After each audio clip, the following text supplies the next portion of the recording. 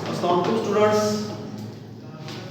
आज आपका जो हमारा टॉपिक है वो हमने इस्तेमाल पढ़ना है कि नेट गेट का किस जगह पे इस्तेमाल होता है और इसको हम किस तरह से सिक्योरिटी पर्पस के लिए अपने हाउस के अंदर यूज़ करते हैं। ठीक है, और जिस तरह का हम यहाँ पे यूज़ करते हैं सब कहते हैं बर्गलर अलार्म का नाम दिया जाता है इसको। तो बेटा हम इसको कैसे कैसे इस्तेमाल करते हैं और ये किस फॉर्म में यूज होता है, तो आइए देखते हैं। इसकी सबसे पहले हम डायग्राम बनाएंगे और उसके बाद हम देखेंगे कि ये किस किस तरह से किस फॉर्म में जो है वो यूज किया जाता है। तो बर्गलर अलार्म में हम इसे किस तरह से यूज करते हैं, सिक्योरिटी पर्पस के लिए अपने घरों के अंदर कैसे यूज किया जाता है, तो आइए हम देखते हैं यहाँ पे। बेटा हमें सबसे पहली बात यह है कि इसकी कंस्ट्रक्शन के लिए कुछ चीजें चाहिए जो आपके पास डायग्राम या आपके पास जो स्केच बनेगा उसके लिए आपको कुछ मटेरियल रिक्वायर्ड होगा, या आप जो है वो एक बर्गलर अलार्म एक सिक्योरिटी अलार्म के तौर पे अपने घरों के अंदर सेफ्टी सिक्योरिटी के तौर पर बनाना चाहते हैं। तो बेटा आपके पास कुछ मटेरियल रिक्वायर्ड होगा जो मैं यहाँ पे लिखने लगूँ।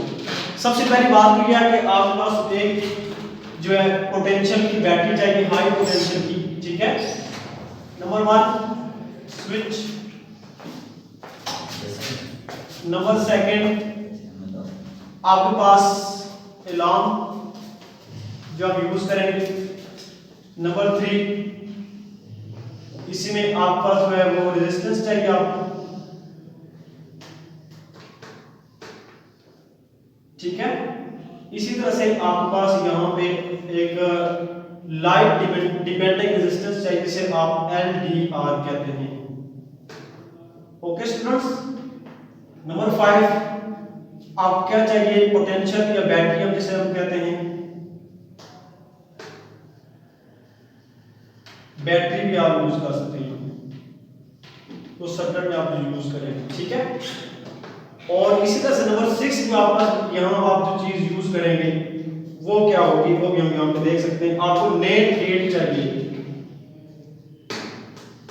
Net gate. ठीक है स्टूडेंट्स, ये चीजें आपके पास होंगी तो आप जो क्या करेंगे, हाई पोटेंशियल की बैटरी के साथ आप ये सारी चीजें यूज करेंगे। तो उसके बाद क्या होगा, आपके पास एक बर्गलर अलार्म बनेगा जो आप अपने घरों में सिक्योरिटी पर्पस के लिए इस्तेमाल कर सकते हैं। सिक्योरिटी पर्पस के लिए आप यूज करते हैं घरों के अंदर, तो हम इसकी डायग्राम बनाते हैं, उसको फिर समझते हैं कि किस किस तरह से वर्क करता है।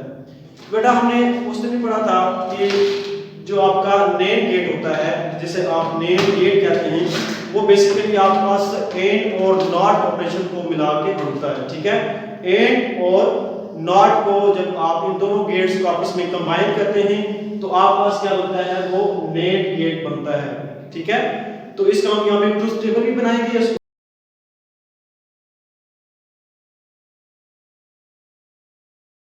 देखेंगे, और उसके बाद जो है हम इसके ऊपर एक्सप्लेन करेंगे ये किस किस तरह से वर्क करता है। इसकी डायग्राम देखेंगे ये किस किस तरह से आपके घरों के अंदर जो है सिक्योरिटी पर्पस के लिए इस्तेमाल किया जा सकता है।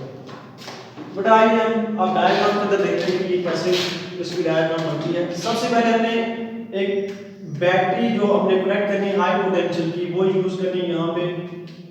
ठीक है स्टूडेंट्स, ये हाई पोटेंशियल की बैटरी आपने यहाँ पे यूज की है। ये इसका पॉजिटिव टर्मिनल है, ये इसका नेगेटिव टर्मिनल है।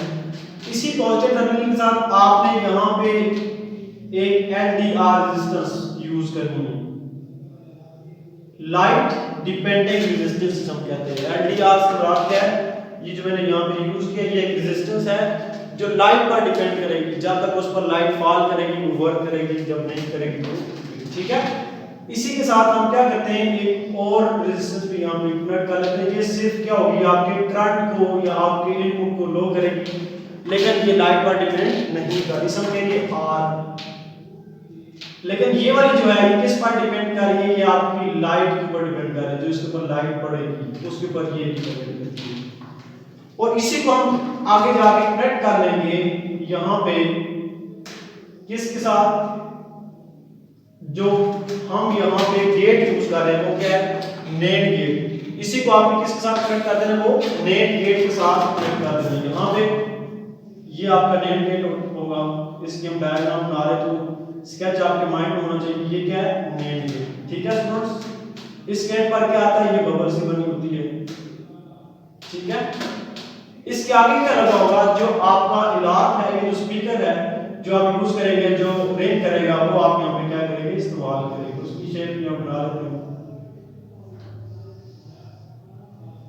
ये क्या है, आप बस एक बर्गुलर इलाक की डायग्राम बना रहे हैं, यहाँ पे उसकी शेप कुछ इस तरह से होगी। ठीक है, कि जब क्या होगा, करंट यहाँ से फ्लो करेगा, आपके एलडीआर से पास करेगा, आपके रेजिस्टेंस से पास करेगा, यहाँ पे नेट से गुजरता हुआ जाएगा, तो आपके पास क्या होगा, ये लैंप किस टाइम बजेगा, किस टाइम जो है सिक्योरिटी पर्पस के लिए इसको आप रिंग करते हुए देखेंगे किस तरह से होगा, वो सारी अभी हम डिस्कशन करते हैं।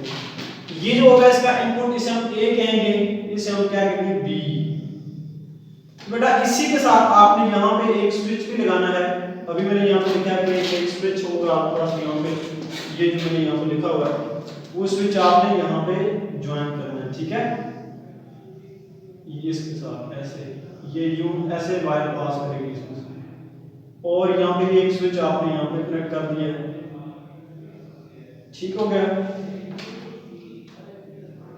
इसे यहाँ पे फिर से रेजिस्टेंस लगा के हम इसे आपस में यहाँ पे जोड़ देते हैं। ये आपका स्विच है, ये वाला। अब इसकी वर्किंग देखनी है हमने। ये सारे का सारा जो आपको डायग्राम में यहाँ पे नजर आ रहा है, ये वो बर्गुलर इलाक है, इसे कहते हैं बर्गुलर इलाक।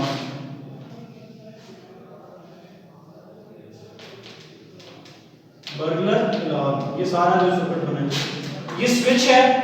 ठीक है, ये एलडीआर है, ये रेजिस्टेंस है, ये आपका वो बैटरी का हाई पोटेंशियल है, ये आपका नेट गेट है, और ये आपस क्या है, ये इलाक।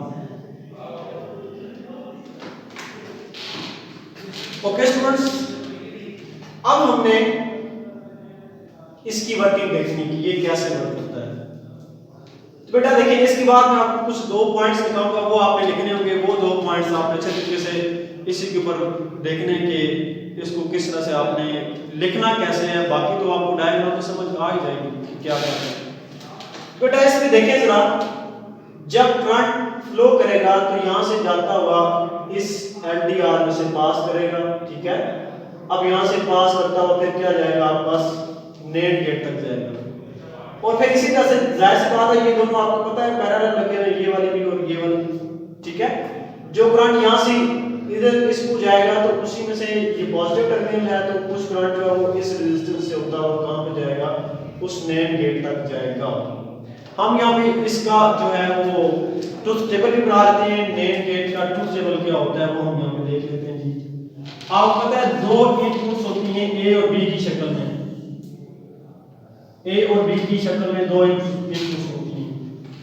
ठीक है, ए बी 2 इनपुट्स हैं, ये आ गई, और एक्स क्या होता है, ए नेट गेट यूज कर रहे हैं, डॉट बी के ऊपर हम बार लेते हैं यहाँ पे, ये ए अगर आपके पास यहाँ पे 0 है, यहाँ पे 1 है, तो जवाब आपके पास इधर क्या आएगा, अगर 0 को 1 से मल्टीप्लाई करें आता है 0, लेकिन 0 को आप जब इन्वर्ट करते हो, नेट गेट का इस्तेमाल करते हैं, तो आपके पास जवाब क्या आएगा, 1। ठीक है, इसी तरह से अगर ये 1 है, ये 0 है, तो इसका जवाब क्या आएगा, 1। इन्वर्ट कर रहे हैं। इसी तरह से अगर ये आपके पास 0 है, ये 0 है, तो बेटा अगर दोनों 0 होंगे तो आपका रिजल्ट 0 आएगा, लेकिन इसके ऊपर आप नेट गेट का यूज करेंगे तो ये रिस्पांस क्या देगा, यहाँ पे आपको 0 को 1 कर 0 आएगा तो उसको 1 कर देगा ये। लेकिन यहाँ पे क्या है, सॉरी यहाँ पे मिस्टेक थी, यहाँ पे दोबारा देखते हैं। 0 को 1 से मल्टीप्लाई करेंगे, आएगा 0, 0 किस में चेंज कर देगा, ये 1 में। ठीक है, फिर देखें 0 को 1 को 0 से मल्टीप्लाई करवाएं तो आपके पास 0 आएगा, 0 को फिर से क्या कर देगा, 1। ठीक है, फिर एंड पर आए, अगर ये आपके पास दोनों 1 1 हो, ए का स्विच भी 1 हो, बी का भी क्या हो, 1 इनपुट ले रहे हैं, तो ये रिजल्ट क्या देगा, उसे 0 प्राप्त होगा। अब इसी को हमने यहाँ पे चेक करना है कि ये आपकी नॉर्मल कंडीशन है, ये वाली। नॉर्मली आपके पास क्या होगा, आपका ये अलार्म जो है वो नॉर्मली इस फॉर्म में रहेगा, ये बजेगा नहीं, ठीक है। लेकिन बाकी सिक्योरिटी पर्पस के लिए आपके पास ये ऑप्शन है, ये 3 होगा। कैसे बेटा देखें आप, अगर यहां से इसके ऊपर एलडीआर देखिए पहले, इसके ऊपर जब तक लाइट पड़ती रहेगी तब तक इसकी रेजिस्टेंस क्या होगी, वो कम होगी, मिनिमम रेजिस्टेंस होगी, ठीक है। लेकिन जैसे ही इसके ऊपर लाइट पड़ना खत्म हो जाए, फॉल हो जाए, तो उस वक्त क्या होता है बेटा, इसके ऊपर रेजिस्टेंस इसकी क्या हो जाती है, बढ़ जाती है, ठीक है। सुने जरा गौर के साथ, यहां से जो करंट फ्लो कर रहा है इसमें से पास कर रहा है, ठीक है। इस रेजिस्टेंस के ऊपर क्या पड़ रही है, लाइट, रोशनी पड़ रही है, ठीक है, जो कैमरा लगा हुआ है उस पर। अब उस रेजिस्टेंस से, उस लाइट के पड़ने की वजह से क्या होगा, उसके अंदर रेजिस्टेंस क्या होगी, मिनिमम होगी, बहुत ज्यादा रेजिस्टेंस नहीं होगी, करंट पास करता रहेगा। अगर तो करंट पास करता रहेगा, यहां पे भी आएगा 1, यहां पे भी आएगा 1, क्यों, क्योंकि इसमें तो ये नॉर्मल रेजिस्टेंस है, इसमें जो करंट ये वाला आ रहा है, ठीक है, इस पर कहां से आ रहा है, इसकी रोशनी की वजह से। रोशनी ज्यादा होगी, करंट बहुत इजीली फ्लो करेगा, क्योंकि एटम्स के अंदर जो पार्टिकल होते हैं वो क्या होते हैं, फ्री इलेक्ट्रॉन्स मूव करना शुरू कर देते हैं जब हीट अप होते हैं, ठीक है। वो जब उसके ऊपर रोशनी पड़ती रहेगी तो उसकी वजह से भी क्या होगा, उसकी रेजिस्टेंस कम होती जाएगी, ठीक है। अब बेटा जब रोशनी पड़ती रहेगी इस पर, तो इसमें से करंट फ्लो करता रहेगा, ये रिजल्ट क्या देगा, 1, और ये भी क्या देगा, 1 into 1 क्या हो जाएगा, 1। लेकिन जब उसके ऊपर नेट गेट का अप्लाई कर रहे हैं तो आपके अलार्म नहीं बजेगा, क्यों, क्योंकि अलार्म के पास क्या रिजल्ट आ रहा है, जीरो इनपुट आ रहा है। तो जाहिर सी बात है जब आपके अलार्म के पास जीरो इनपुट आएगा तो उसके ऊपर तो वर्क नहीं करेगा, ठीक है। तो इन 3 सिचुएशंस के अंदर क्या होता है, आपके अलार्म बजना शुरू होता है। वो होता कैसे, देखें बेटा, जब जिस टाइम यहां से पोटेंशियल आपका जा रहा है बैटरी से, यहां से करंट फ्लो कर रहा है, लेकिन हुआ क्या, बर्गलर मतलब के किसी भी टाइम चोर घर के अंदर घुस आया, जहां पे ये आपका बर्गल अलार्म लगा हुआ है, जैसे ही वो अंदर घुस आया, वो कहीं आते ही जाहिर सी बात है ये वहां पे लगाए जाते हैं जहां पे शक हो, इस चीज का शुबा हो कि इस साइड पे आएगा, तो ये चीज वहां पे एज ए सिक्योरिटी यूज की जाती है, तो ये बजना शुरू हो जाएगी, ठीक है। ये आम नॉर्मल जगह पे थोड़ी लगाई जाती है कि बाहर बैंक पे लगा दीजिए, तो ऐसे चोर भी तो नहीं पकड़ा जाता।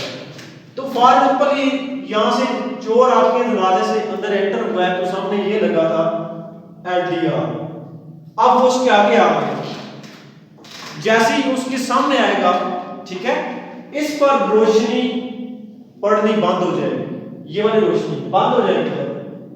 अब ये क्या करेगा, इस पर रोशनी बंद हो जाएगी तो इस पर रेजिस्टेंस बहुत ज्यादा बढ़ जाएगी, इसमें से करंट पास नहीं करेगा, तो होगा क्या, ये जीरो इनपुट देगा इस नेट गेट को, और यहां से तो करंट जा ही रहा है, ये वाला इस रेजिस्टेंस में से ये देगा 1, तो जरा करें 1 into 0, जवाब क्या आएगा 1, तो आप बस यहां पे क्या आ जाएगा 1, इस अलार्म को क्या मिलेगा 1 आउट इनपुट मिलेगा, तो ये अलार्म बजना शुरू हो जाएगा, ठीक है।